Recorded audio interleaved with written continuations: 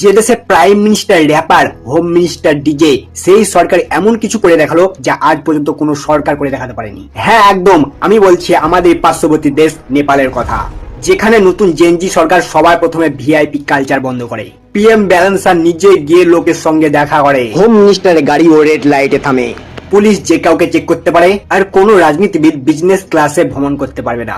এমনকি মন্ত্রীরা নিজেরাই সবকিছু দেখাশোনা করতে বের হয়। প্রধানমন্ত্রী ব্যালেন্সা এটা ঘোষণা করে যে আমার ফটো কোনো অফিসে থাকবে না, আর এটা ঘোষণা করে যে 1990 থেকে আজ পর্যন্ত যত নেতা হয়েছিল উনাদের সম্পত্তি ও সম্পদের ডিটেলস অনলাইন ডিক্লেয়ার করতে হবে, আর ওনারা যত পয়সা খেয়েছে সব রিকভার হবে। এর জন্য একটা স্পেশাল কমিটি তৈরি করা হয়েছে। শিক্ষায়ও অনেক বড় পরিবর্তন, ক্লাস 5 পর্যন্ত কোনো পরীক্ষা হবে না, স্টুডেন্ট পলিটিক্স একেবারে বন্ধ, জনগণের জীবন অনেক সহজ করে দেয়। পাসপোর্ট, লাইসেন্স এইসব সার্ভিসগুলো হবে 100% ডিজিটাল। আপনাকে অফিসে গিয়ে গিয়ে ধাক্কা খাওয়ার কোনো প্রয়োজন নেই, 24/7 অনলাইন হেল্প পরিষেবা আছে প্রত্যেক জনগণের জন্য। সেখানে আপনার কমপ্লেন বলেন, সেটার উপর তৎক্ষণাৎ অ্যাকশন নেওয়া হবে।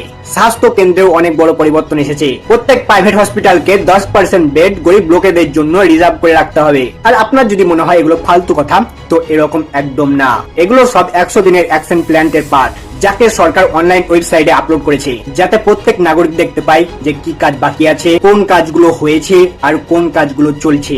নেপালের সরকার প্রমাণ করে দিল যুবক শিক্ষিত লোক পুরো দেশ পরিবর্তন করার শক্তি রাখে।